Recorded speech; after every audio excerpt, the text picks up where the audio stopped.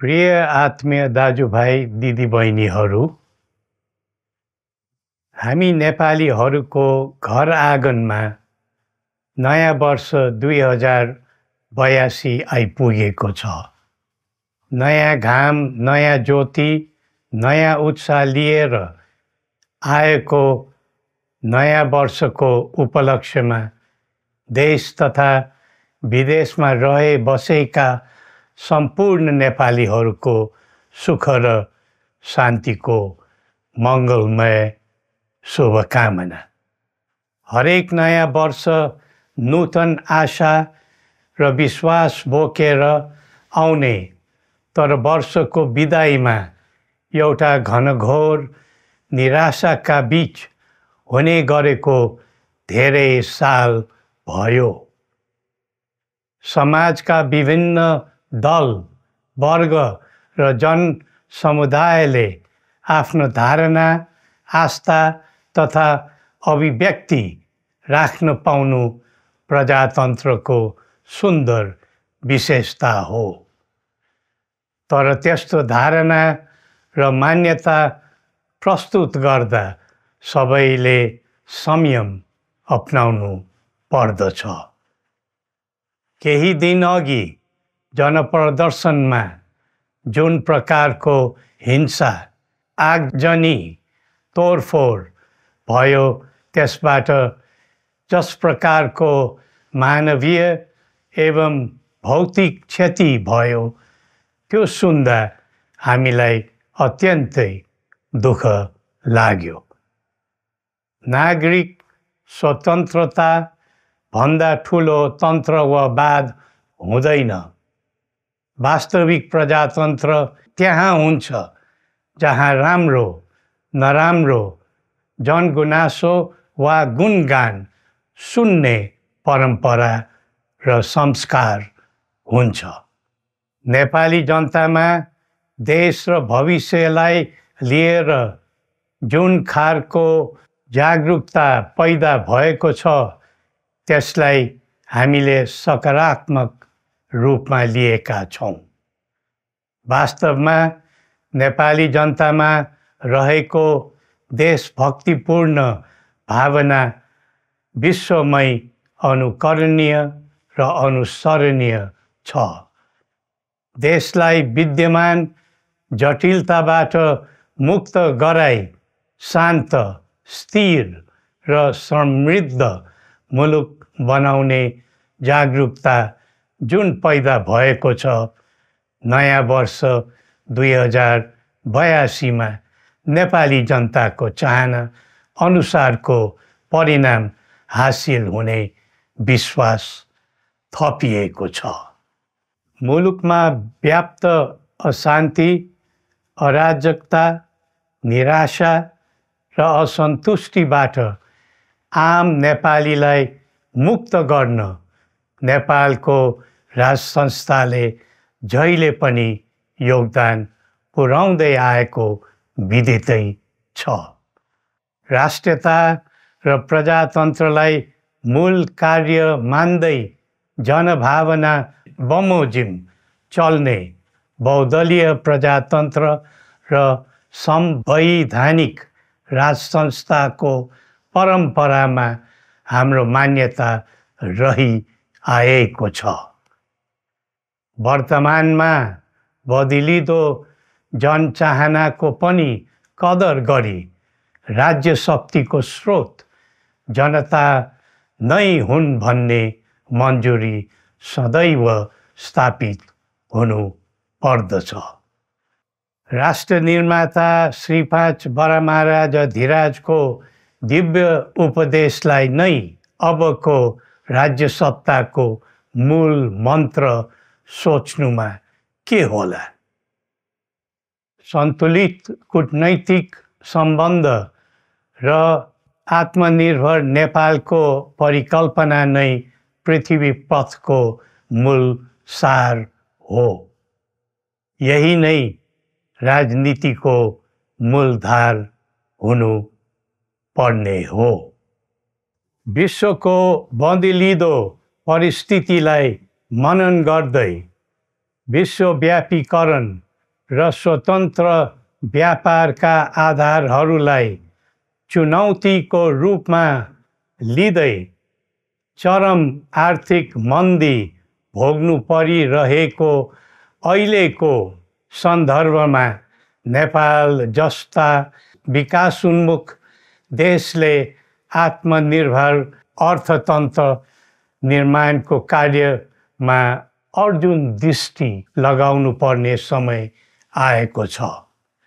स्वदेशी स्रोत साधनको प्रयोगले स्वदेशमै उत्पादन गरी स्वदेशमै खपत गर्दै आन्तरिक अर्थतन्त्रको चक्रभित्रबाटै मुलुकको समग्र अर्थतन्त्र आत्मनिर्भर र चलायमान गराउनु पर्ने विश्व परिवेश निर्माण हुँदैछ भन्ने सङ्केतहरू देखा परिरहेका छन्।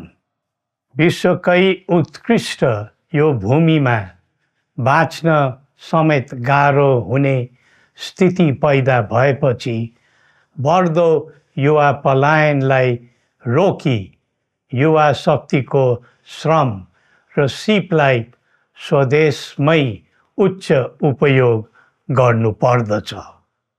युवा स्वरोजगारको निम्ति अवसरहरूको खोजी गरी नेपालमै आय आर्जन गर्न सक्ने वातावरण तयार गर्नुपर्ने आजको पहिलो आवश्यकता बनेको छ। सबै नेपालीको तन, मन र ध्यान त्यसैमा लगाउनु परेको छ। विश्वभरि छरिरहेका नेपालीहरू एकताका सूत्रमा बाँधिन अब ढिला गर्नु हुँदैन। आफ्ना ज्ञान, सिप र सामर्थ्य मात्र होइन, त्यहाँ आर्जेको पुँजी, स्रोत र साधन समेत नेपालमै लगाउनु पर्दछ भन्ने भावना सबैमा जागृत गराउनु परेको छ। प्रकृतिले दिएको स्वर्ग जस्तै सुन्दर हिमवत् खण्ड नेपाल सिँगार्न र विकासको बिकुल फुक्न कसरी लाग्ने र लगाउने स्वदेश फर्क स्वदेश नै स्वर्ग भन्ने अभियान चलाउनु पर्ने आजको आवश्यकता भएको छ। जनभावना र चाहना बुझी मुलुकको समग्र संरचनामा नै हेरफेर र सुधारका कदम चाल्नुपर्ने तथ्य स्पष्ट देखिन्छ। शिक्षा, स्वास्थ्य र दैनिक कामकाजका पद्धति र प्रणालीहरूमा आमूल परिवर्तन र सुधार गरी यिनको आधुनिकीकरण अनिवार्य भइसकेको छ।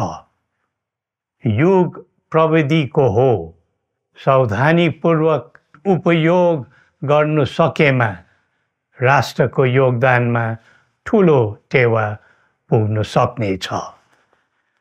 सुशासन र भ्रष्टाचार मुक्त प्रशासन मूल नारा हुनु पर्दछ।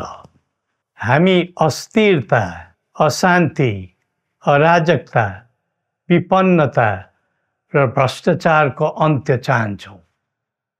त्यसका निम्ति नेपाली जनताबाट हुने हरेक प्रयासहरूमा एकबद्धता रहनेछ।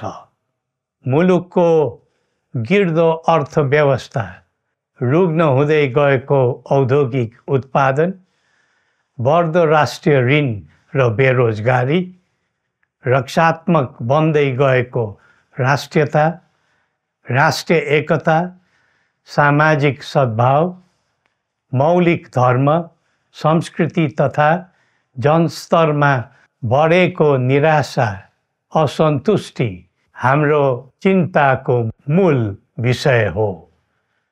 नागरिक पलायनसँगै पुँजी पलायन, भ्रष्टाचार र व्यथिति देशले थाम्नै नसक्ने स्तरमा झाँगिएको छ। यो स्थितिमा नयाँ वर्षलाई उपलब्धिमूलक बनाउनु हामी सबै नेपालीको सामूहिक र एकताबद्ध प्रयास अपरिहार्य भएको छ।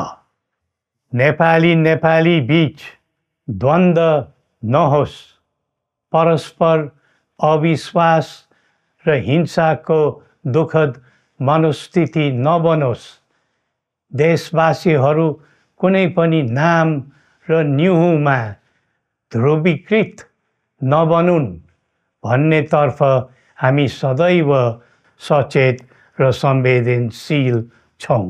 नेपालीको एकतामा नै नेपालको भविष्य निहित रहेको यथार्थलाई हामीले आत्मसात गरेका छौँ। सबैले यही वास्तविकतालाई आत्मबोध गर्नुपर्दछ भन्ने ठान्दछौँ। हाम्रा आह्वान हामी कसैको निजी स्वार्थपूर्तिका निमित्त होइन, कुनै खालको सैद्धान्तिकवाद वा विचारको होइन, समग्र राष्ट्रको स्वाधीनता, समग्र जनताको सम्प्रभुता तथा नेपाल र नेपालीको सुखमय प्रतिष्ठाको निम्ति हो।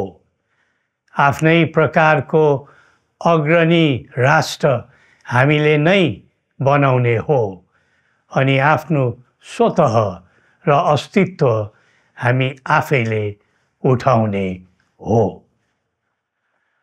संसार धेरै अघि बढिसक्यो, तर हामी यो वा त्यो वादको चक्रव्यूहमा फँसेका छौँ। नेपाल आमालाई केन्द्रमा राखेर हाम्रा विचार बन्नुपर्छ, हाम्रा कदम चल्नुपर्छ। हरेक समस्याको समाधान संवाद, सहमति, समन्वयन र सहकार्यबाट हुन सक्छ। आगामी वर्ष नेपाली इतिहासको स्मरणीय र सुनौलो सम्झना बन्नुपर्छ र बनाउनु सकिन्छ भन्ने विश्वास हामीले लिएका छौँ। नयाँ वर्षले नयाँ आशा, उमङ्ग र उत्साह ल्याओस् अनि नेपालीको सुनौलो भविष्यको सुनिश्चितता होस्। श्री पशुपतिनाथले हामी सबैको कल्याण गरून्। जय नेपाल।